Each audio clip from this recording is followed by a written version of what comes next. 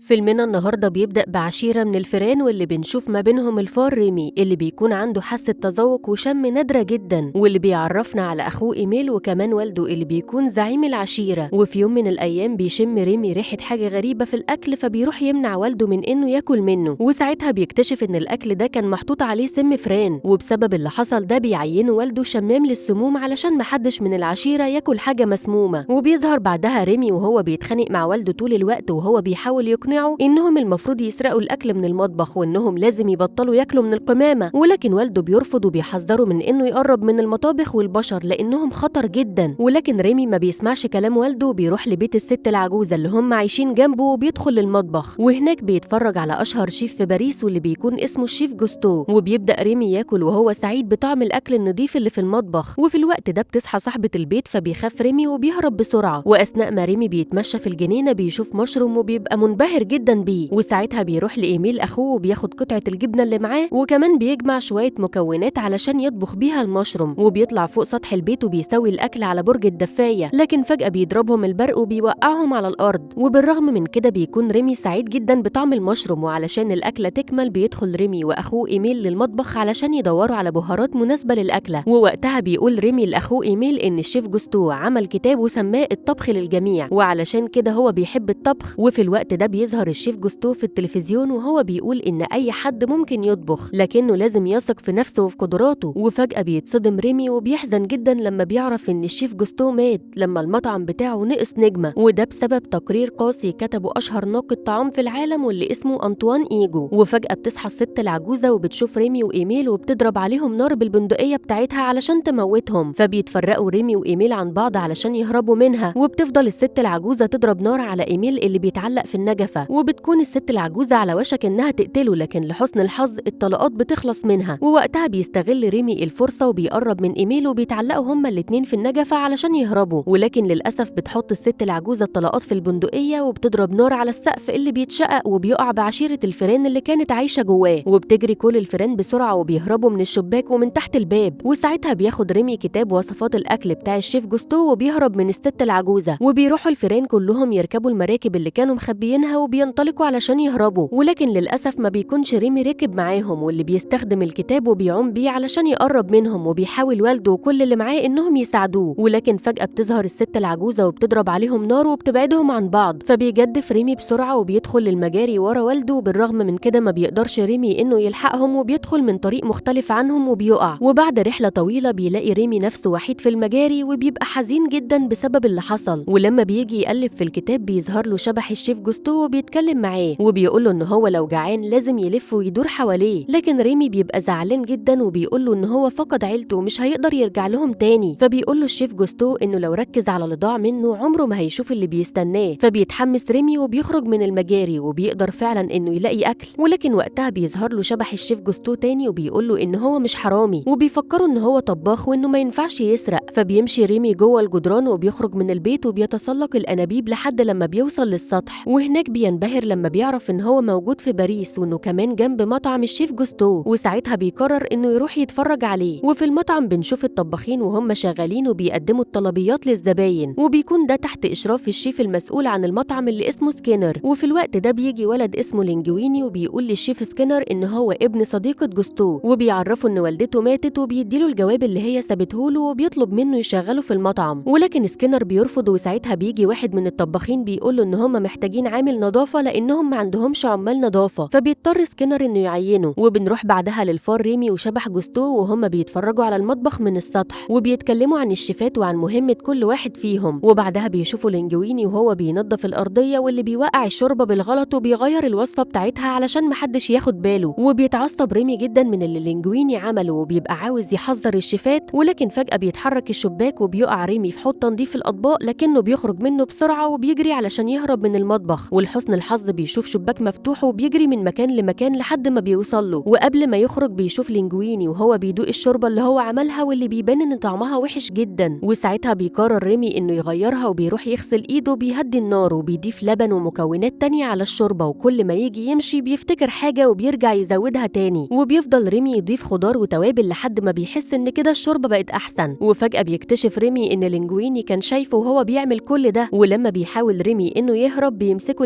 لينجويني وبيحبسه، وساعتها بيجي سكينر وبيزعق للينجويني لأنه غير الشوربة. وفي الوقت ده بيوصل واحد من الشيفات وبياخد من الشوربة وبيديها للجرسون اللي بيروح يقدمها لزبونة، فبيتعصب سكينر جدا وبيقول للينجويني إن هو مطرود. ولما بيرجع الجرسون بيقول لهم إن الزبونة دي صحفية كبيرة وإن الشوربة بتاعت لينجويني عجبتها جدا، فبيستغربوا كل اللي موجودين وبيروح سكينر يدوق الشوربة اللي بتعجبه طعمها هو كمان. ومع ذلك بيزعق للينجويني وبيقول له إن هو مجرد عامل نظافة وإنه ما ينفعش يطبخ. لكن وقتها بتتدخل الشيف اللي اسمها كوليت وبتفكر كل اللي موجودين بشعار جوستو الأهم، وهو إن الطبخ للجميع. وبتكمل كلامها وبتقول لسكينر إن هو ما ينفعش يطرد لينجويني لأن الصحفية عجبتها الشوربة بتاعته وإنها ممكن ترجع في أي وقت علشان تجربها تاني. فبيقول سكينر لكوليت إن لينجويني هيبقى تحت إشرافها، وبيعرف لينجويني إن هو هيطبخ الشوربة تاني. وساعتها بيستغل ريمي الفرصة علشان يهرب، ولكن سكينر بيشوفه بيهاجمه هو وكل الطباخين، وبيقدر لينجويني إن هو يحبسه في برطمان. فبيطلب سكينر منه إنه ياخده المكان بعيد ويموته هناك، وبيعرفه إن لو حد عرف إن عندهم فار في المطبخ المطعم هيتقفل. وفعلا بيروح لينجويني وبياخد ريمي وبيركب العجلة بتاعته وبيروح للنهر علشان يرمي ريمي في المية. وقبل ما يعمل كده بيبص لينجويني في عيون ريمي وبيصعب عليه جدا وبيرجع في كلامه، وبيقوله إن هو ما بيعرفش يطبخ ومش هيقدر يعمل الشوربة دي تاني، وبيعرفه إن هو محتاج الشغل ده ضروري علشان يقدر يعيش. ووقتها لينجويني بيتفاجئ لما بيعرف إن ريمي فاهم كلامه، وساعتها بيسأله إذا كان يقدر يطبخ الشوربة دي تاني، فبيشاور له ريمي إنه هو يقدر يطبخها تاني. فبيتفق لينجويني مع ريمي إنه هيحرره مقابل إنه يعلمه الطبخ، وبيقرر لينجويني إنه يخرجه من البرطمان. وبمجرد ما بيفتح الغطا بيجري ريمي بسرعة وبيهرب منه، لكنه بعد شوية بيرجع في كلامه وبيرجع تاني لينجويني وبيقرر إنه يساعده. وفعلا بيروحوا هما الاتنين لبيت لينجويني، وبيكون ريمي منبهر بالبيت وبيفضل يتفرج على برج إيفل وهو سعيد. وفي تاني يوم بيصحى لينجويني من النوم وما بيلاقيش ريمي، وبيتعصب جدا لأنه بيكون فاكر إن ريمي سرق الأكل، ولكنه بعدها بيتفاجئ لما بيشوفه وهو بيعمل له الفطار واللي بيعجبه طعمه جدا. وفي المطعم بتقرا كوليت هي وباقي الشيفات المقالة اللي كتبتها الصحفية عن المطعم بتاعهم، واللي بتقول فيها قد إيه الشوربة عجبتها. ووقتها بيدخل لينجويني للمطبخ وهو مخبي ريمي في هدومه علشان محدش يشوفه، وبيستغربوا كل اللي موجودين من طريقة مشي لينجويني الغريبة. وبيطلب سكينر من لينجويني إنه يعمل له الشوربة دي تاني، وبيبقى لينجويني مش عارف يحط إيه من المكونات في الشوربة، وما بيبقاش ريمي قادر إن هو يوصل للمكونات اللي هو محتاجها. وبيفضل ريمي يعض لينجويني اللي بيضربه وبيدخل لمخزن الأكل، وهناك بيتصدم لما بيشوف العلامات اللي على جسمه، وبيعرف ريمي إن هم لازم يلاقوا حل تاني علشان يقدروا يطبخوا مع بعض. لكن ريمي ما بيبقاش مركز معاه لأنه جعان، وبمجرد ما لينجويني بيلاحظ ده بيديله جبنة علشان ياكلها. وفجأة بيدخل سكينر للمخزن فبيطفي لينجويني النور بسرعة وبيخبي ريمي، وبيبقى سكينر مستغرب لأنه بيكون حاسس إن هو شاف فار، وبيطلب من لينجويني يرجع يكمل شغله. ولما لينجويني بيخرج من المخزن بيكون ريمي مستخبي تحت الطاقية وبيتحكم في لينجويني عن طريق شعره، وبيقدر فعلا إنه يتفادى الجرسون. وبيروح لينجويني للحمام وبينبهر لما بيلاقي إن ريمي بيقدر يتحكم في حركاته عن طريق شعره. وساعتها بتجيلهم هما الاتنين نفس الفكرة المجنونة، وبيرجعوا للبيت وبيبدأ لينجويني يغطي عينه، وبيقدر ريمي يتحكم فيه عن طريق شعره، وبيبدأ يتحرك بيه وبيدربه على طريقة الطبخ وتقطيع الخضار واختيارات المكونات المناسبة. وبعد يوم طويل من التدريب بيبقى ريمي قادر إن هو يتحكم في حركات لينجويني بالكامل. وفي تاني يوم بينجح لينجويني في طبخ الشوربة تاني بمساعدة ريمي اللي بيبقى مستخبي تحت الطاقية بتاعته. ولما سكينر بيدوق شوربة لينجويني بتعجبه جدا، وبيعرفه إن هو لازم يتعلم يطبخ كل أنواع الأكل علشان يكمل شغل معاهم. وساعتها بيروح لينجويني لكوليت لأنها هي المسؤولة عن تعليمه، وبيتفاجئ من أسلوبها العنيف جدا، واللي بتقوله إنها البنت الوحيدة في المطبخ وإنها مش هتضحي بمستقبلها علشان واحد زيه. وبالرغم من كده بيكون لينجويني معجب بيها. وفي المكتب بنشوف سكينر اللي بيكون بيستغل اسم جوستو علشان يبيع منتجات خاصة بيه. وبعد شوية وهو بيقرا الجوابات بيشوف الجواب بتاع صديقة جوستو، وبيتصدم لما بيقرا الجواب ده، وبيتصل بالمحامي اللي بيجي وبيقرا له وصية جوستو، واللي بتكون بتنص على إنه لو ما ظهرش أي وريث ليه بعد 2 سنين من موته تروح كل أملاكه لمساعده سكينر. وساعتها بيتعصب سكينر جدا وبيقول له إن هو عارف إن جوستو وصديقته كانوا متجوزين، وإن لينجويني يبقى ابن جوستو. فبيفكروا المحامي إن فاضله أقل من 2 شهرين والسنتين يعدوا، وإن وقتها المطعم وكل أملاك جوستو هتبقى بتاعته. وبيقول له كمان إن هو عارف من الجواب إن لينجويني ما يعرفش إن جوستو يبقى والده لأن والدته عمرها ما قالت له. وبيمسك المحامي طاقية جوستو وبياخد منها شعرة، وبيطلب من سكينر يجيب له شعرة من لينجويني علشان يتأكد من الكلام ده، وبيسيبه وبيمشي. وبنروح بعدها لكوليت وهي بتعلم لينجويني أساسيات الطبخ وإزاي يحافظ على نظافة المكان، وكمان بتعرفه على الناس اللي بتجيب لهم الخضار وبتدربه على استخدام السكينة بسرعة وطريقة التقطيع. وبيبقى ريمي معجب بكل التعليمات المهارات اللي كوليت بتعلمها لينجويني. وبعدها بيروح لينجويني وبيشكر كوليت على كل الحاجات المهمة اللي هي علمتها له. وفي يوم بتطلب الزباين من الجرسون يقدم لهم نوع أكل جديد لأنهم جربوا كل الأكل القديم بتاعهم. فبيرجع الجرسون للمطبخ وبيعرف الشيفات إن الزباين عايزين نوع أكل جديد. فبيطلب سكينر من الجرسون إن هو يعرف الزباين إن لينجويني هيقدم لهم نوع أكل جديد مش موجود في المنيو. وبيروح سكينر للينجويني وبيطلب منه يحضر له وصفة قديمة لجوستو وبيعرفه إن كوليت هتساعده. فبيروح واحد من الطباخين وبيعرف سكينر إن جوستو قال على الوصفة دي إنها صعبة جدا، لكن سكينر ما بيهتمش. وبيبدأ لينجويني وكوليت يحضروا في الوصفة وبيبقوا مستغربين من المكونات بتاعتها. وساعتها بيقرر ريمي إنه يغير الوصفة وبيتحكم في لينجويني وبيبدأ ياخد مكونات جديدة من الشيفات. فبيستغربوا كل الموجودين من تصرفات لينجويني الغريبة. وبتتضايق كوليت لما بتشوف لينجويني وهو بيغير الوصفة وبتحاول تمنعه، لكن وقتها بيكون ريمي هو المتحكم في لينجويني وبيكمل الوصفة بتاعته وبيمنع كوليت على آخر لحظة وبيحط الوصفة الجديدة. وبيجي الجرسون وبياخد الطلب وبيروح يقدمه للزباين اللي بيعجبهم طعمه جدا. وبيرجع يعرف كل الشيفات إن الزباين منبهرين بطبخ لينجويني وكمان عاوزين 7 طلبات من الأكل الجديد. وساعتها بيبدأ ريمي يطبخ أكتر باستخدام لينجويني وبتروح الطلبات للزباين واللي كل ما واحد فيهم بيشوفها بيطلب زيها وبيكتر عدد الطلبات من الأكل الجديد. وبيبقى ريمي سعيد جدا وهو بيطبخ. وفي آخر اليوم بيحتفلوا كل الشيفات بنجاح لينجويني ما عدا سكينر اللي بيكون متضايق وبيستغرب لما بيلاحظ وجود فار في الطاقية بتاعت لينجويني. وفي الوقت ده بيخرج لينجويني من المطبخ وبيدي أكل لريمي علشان ياكل ويستريح. وأثناء رجوع لينجويني للمطبخ بيظهر سكينر فجأة وبياخد الطاقية بتاعته وبيتصدم إن الفار مش موجود فيها وبيطلب من لينجويني يجي معاه للمكتب. وبنروح بعدها لريمي اللي بيكون قاعد بياكل وهو سعيد وفجأة بيسمع صوت جاي من القمامة. فبياخد ريمي السكينة وبيروح لمصدر الصوت وبيتفاجئ إن مصدر الصوت ده يبقى أخوه إيميل اللي بيجري عليه وبيحضنه وبيعرفه إن هم دوروا عليه كتير جدا. فبيدخل ريمي للمخزن وبيروح يجيب أكل الإيميل علشان ياكله وبيطلب منه يستمتع بطعمه، لكن إيميل بياكل الأكل بسرعة وبيقول لريمي إن هم لازم يرجعوا للعشيرة علشان يقابل والده. وفي الوقت ده بيكون سكينر بيشرب لينجويني عصير عنب علشان يخليه مش مركز وبيسأله إذا كان بيحب الحيوانات الأليفة زي الفئران وبيحاول يستدرجه في الكلام علشان يعرفه هو اتعلم الطبخ من مين. لكن لينجويني ما بيبقاش مركز في حاجة خالص ومش عارف هو بيقول إيه. فبيتعصب سكينر وبيطلب منه ينظف المطعم قبل ما يمشي وبيسيبه وبيخرج. ومن ناحية تانية بيكون ريمي رجع لوالده والعشيرة الفئران اللي بيحتفلوا بيه. وبعدها بيقول ريمي لوالده إن هو مش هيقدر يعيش معاهم وهيبقى يزورهم من وقت للتاني. ولكن والد ريمي بيتضايق جدا من كلام ابنه وبيبقوا هيتخانقوا هما الاتنين مع بعض، ولكن إيميل بيهديهم. وبالغلط بيقول ريمي لوالده إن هو بقى صديق لواحد من البشر. فبيقول لوالده إنه لازم كل فار ياخد باله من العشيرة بتاعته، لكن ريمي بيبقى رافض طريقة تفكير والده وبيقول له إن هو رايح لمستقبل أفضل وبيسيبه وبيمشي. وفي تاني يوم بيرجع ريمي للمطبخ وبيتفاجئ لما بيلاقي لينجويني نظف المطعم كله ونايم من كتر التعب. وبمجرد ما ريمي بيسمع صوت حد جاي بيستخبى في الطاقية بتاعت لينجويني. ووقتها بتدخل كوليت وبتتفاجئ من وجود لينجويني اللي بيبقى نايم لكن ريمي بيتحكم فيه. وبتبدأ كوليت تتكلم معاه وبتسأله عن اللي حصل ما بينه وما بين الشيف سكينر امبارح. وبتتعصب لما لينجويني ما بيردش عليها. وساعتها بيفضل ريمي يحاول يصحي لينجويني لكنه بيفشل. فبتقول كوليت للينجويني إنها كانت فاكراه مش زي باقي الشيفات وبيبقى باين عليها إنها معجبة بيه. وبتتعصب وبتضربه بالقلم وبتفوقه وبتقوله إنها غلطت لما علمته إزاي يكون شيف وبتعرفه إنها كانت بدأت تستلطفه وبتسيبه وبتمشي. فبيروح لينجويني وراها وبيبقى عاوز يعترف لها إن هو ما بيعرفش يطبخ وإن في حد بيساعده، لكنها ما بتبقاش فاهمة أي حاجة من كلامه. وبيبقى ريمي خايف ومرعوب إن لينجويني يقول لها الحقيقة، وعلى آخر لحظة بيمنعه وبيخليه يعترف بحبه ليها. وبنروح بعدها للناقد إيجو اللي بيروح له المساعد بتاعه وبيعرفه إن مطعم جوستو سمعته اتحسنت. فبيتعصب إيجو جدا وبيقرر يزور مطعم جوستو مرة تانية ويقيمه علشان يقلل من مستواه. وفي الوقت ده بيقول المحامي لسكينر إن تحليل الDNA أثبت إن لينجويني يبقى ابن جوستو، وده بيعصب سكينر جدا وبيقول للمحامي إن لينجويني بيخدعه باستخدام فار، وده بيخلي المحامي يشوف سكينر مجنون وبينصحه يروح لطبيب نفسي. وبيفكروا إن وصية جوستو هتنتهي بعد 3 أيام وساعتها المطعم وكل أملاكه هتكون بتاعته. بيسيبه وبيمشي. وفي آخر اليوم بيركب لينجويني الموتوسيكل مع كوليت وبيخرجوا مع بعض وبيقع ريمي بالغلط. وبيفضل ريمي يجري بسرعة من البشر اللي بيحاولوا يقتلوه وبيدخل للمجاري. وبعد شوية بيوصل ريمي للمطعم وقبل ما يدخل بيتفاجئ بأخوه إيميل وهو معاه مجموعة من الفئران اللي بيكونوا عاوزين ياكلوا. فبيروح ريمي للمطبخ علشان يجيب لهم أكل وبيستغرب ريمي لما بيلاقي باب المخزن مقفول. ولما بيدخل لمكتب الشيف علشان يجيب المفتاح بيتفاجئ لما بيشوف الوصية بتاعت جوستو وبيستغرب من وجود صورة لينجويني في الوصية. ولما بيقرا جواب صديقة جوستو وبيشوف تحليل الDNA بيعرف إن لينجويني يبقى ابن جوستو وإن هو الوريث الشرعي لكل أملاكه. وفجأة بيدخل سكينر وبيشوف ريمي اللي بياخد الجواب والوصية وبيجري بسرعة، فبيتعصب سكينر جدا وبيجري وراه وبيفضل يطارده وبيتسبب في حوادث كتير. وساعتها بيستغل ريمي الأوراق اللي معاه وبينط وبيطير في الهوا وبيروح لمركب بعيد، ولما سكينر بيجي ينط وراه ما بيقدرش ان هو يوصل له وبيقع في المية. وبعد شوية بيرجع سكينر للمطعم وبيستغرب من وجود لينجويني في المكتب، وبيتصدم لما كوليت بتعرفه ان هم عرفوا ان لينجويني هو صاحب المطعم الحقيقي. وبينتشر الخبر في الجرايد وكل الناس بتعرف ان لينجويني يبقى هو ابن جوستو. وفي الوقت ده بيقرر لينجويني انه يطرد سكينر ويحرق كل المنتجات اللي كان بيبيعها. وبعد فترة بيشتري لينجويني بيت جديد. وبنروح بعدها لريمي اللي بيكون متضايق بسبب اخوه ايميل اللي كل شوية بيجيب له مجموعة من الفئران علشان ياكلوا. وفي يوم اللقاء الصحفي بيروحوا الصحفيين وبيسألوا لينجويني عن سر موهبته، وساعتها بيكون ريمي متوقع ان لينجويني هيكشف للعالم الحقيقة، لكن لينجويني بيكذب عليهم وبيقول لهم ان سر موهبته هي كوليت اللي بتيجي هي كمان وبتنضم لهم في اللقاء الصحفي. فبيتعصب ريمي جدا وفجأة بيدخل ايجو وبيترعبوا كل اللي موجودين وخصوصا لينجويني. وبيبقى ريمي شايف كل اللي بيحصل وبيقول ايجو لينجويني ان هو بيعشق الاكل وان الاكل لو معجبهوش ما بيبلعهوش، وبيعرفه ان هو هيجي بكره بالليل علشان يدوق اكله. بيسيبه وبيمشي. وبنروح بعدها لسكينر اللي بيكلم مفتش الصحة وبيعرفه ان في فئران موجودة في مطعم جوستو، فبيقول له مفتش الصحة ان هو هيزور المطعم في اقرب وقت ممكن. وبعد شوية بنشوف لينجويني وهو بيزعق لريمي لانه كان بيشتته في اللقاء الصحفي، وبيخرجه من المطعم وبيزعق له بيديله اجازة من الطبخ. ووقتها بيكون سكينر شايف كل اللي حصل وبيفهم ان الفار هو اللي بيطبخ. ومن ناحية تانية بيتعصب ريمي جدا من اللي لينجويني عمله وبيتفاجئ بوجود اخوه ايميل واصدقائه الفئران اللي بيكونوا عاوزين ياكلوا، فبيعرفهم ريمي ان هو عازمهم على العشاء بعد ما المطعم يقفل. وبيطلب ريمي من ايميل انه يجيب والده والعشيرة كلها. وبعد ما المطعم بيقفل بيدخل ريمي ووالده وكل الفئران لمخزن الاكل وبيتعاونوا مع بعض وبيسرقوا المخزن. وفجأة بيتفتح الباب فبيستخبوا كلهم. وساعتها بيجي لينجويني وبيعتذر لريمي عن سوء التفاهم اللي حصل ما بينهم، وبيقول له ان هو ما كانش هيقدر يوصل لهنا من غيره. ولما بيدخل لينجويني للمخزن بيتفاجئ بعدد كبير من الفئران فبيتعصب جدا وبيزعق لريمي لانه بيسرق الاكل وبيطرده من المطعم هو وكل الفئران. وبيبقى ريمي حزين جدا بسبب اللي حصل وبيفهم وقتها ان كلام والده كان صح وان هما مجرد فئران، وبيسيبهم وبيمشي. وفي تاني يوم بيحاول لينجويني يشجع الشيفات وبيحمسهم لاستقبال ايجو، لكنهم ما بيبقوش فاهمين منه اي حاجه. وفي الوقت ده بيكون ريمي قدام المطعم وبيتفاجئ بوجود اخوه ايميل اللي بيبقى جعان، ولما بيجي ياكل من القمامه بيروح له ريمي وبينقذه لكنه بيتحبس هو في المصيده مكانه. وساعتها بيوصل سكينر وبياخد المصيده وبيبقى سعيد جدا لانه مسك ريمي وبيحطه في شنطه العربيه وبيطلب منه يخترع له اكله جديده مقابل ان هو ما يقتلوش، وبيقفل عليه شنطه العربيه. وفي الوقت ده بيكون ايميل شايف كل اللي بيحصل. وبعد شويه بيوصل ايجو للمطعم وبيطلب من الجرسون انه يجيب له احسن حاجه عملها الشيف لينجويني. وبيظهر سكينر وهو متنكر وقاعد على الترابيزه اللي جنبه وبيطلب نفس الطلب. وبنروح بعدها لريمي اللي بيكون حزين جدا وبيفضل يتكلم مع شبح جوستو واللي بيقول له ان هو يائس جدا، وبالرغم من ده بيفضل جوستو يشجعه. وفي الوقت ده بيجي والد ريمي هو وباقي العشيره وبيخرجوا ريمي اللي بيقرر ان هو يرجع للمطعم، وبيروحوا والده واخوه ايميل وراه. وفي المطبخ بنشوف الشيفات اللي بيكونوا متوترين جدا وقلقانين ومش عارفين يقدموا ايه لايجو. وساعتها بيفقد لينجويني اعصابه ما بيبقاش عارف يطبخ اي حاجه من اللي عملها قبل كده. وفي الوقت ده بيكون والد ريمي واخوه ايميل بيحاولوا انهم يوقفوا ريمي لكنه بيدخل بسرعه للمطبخ. وساعتها بيشوفوه كل الشيفات وقبل ما يهاجموه بيمنعهم لينجويني وبيعرفهم الحقيقه، وهي ان الفار ده هو اللي طبخ كل الاكل اللي عجب الناس. وكمان بيفهمهم ان هو كان مستخبي تحت الطاقيه بتاعته طول الوقت، وبيطلب منهم يساعدوه علشان يقدروا يقدموا الطلبات للزباين. ولكن وقتها بيكونوا كل الشيفات مصدومين من اللي سمعوه وبيسيبوه وبيمشوا، وكمان كوليت بتتخلى عنه وبتمشي هي كمان. فبيحزن لينجويني جدا لانهم كلهم اتخلوا عنه كده ما فاضلش اي حد يساعده، وبيسيب ريمي وبيدخل للمكتب. وبنروح بعدها لكوليت وهي بتعيط واللي بتقف في اشاره المرور، وبالصدفه بتشوف كتاب جوستو اللي اسمه الطبخ للجميع. وبنرجع تاني لريمي وبنشوفه وهو حزين جدا واللي بيروح لوالده علشان يعتذر له، لكن والده هو اللي بيعتذر له لانه فهمه غلط، وبيقوله ان هو اكتشف قد ايه ان ابنه شجاع، وبينادي على عشيره الفئران اللي بتتجمع كلها علشان تساعد ريمي. وفجاه بيدخل مفتش الصحه المطعم وبيتصدم من اللي بيشوفه وبيجري بسرعه علشان يهرب، فبيجري وراه والد ريمي هو ومجموعه من الفئران وبيطلعوا فوق العربيه بتاعته علشان يمسكوه. اما ريمي فبيخلي باقي الفئران تتعقم علشان ما يلوثوش الاكل، وبيقسمهم وبيوزع كل فريق منهم على مكان معين. وساعتها بينبهر لينجويني لما بيشوف الفئران وهي بتطبخ، وبيتشجع جدا وبينطلق علشان يقدم الطلبات للزباين وبيعتذر لهم عن التأخير. وفي المطبخ بيكون ريمي بيشرف على كل الفئران وهم بيطبخوا، بيقدم لكل واحد نصيحة وبيدوق الأكل اللي عملوه.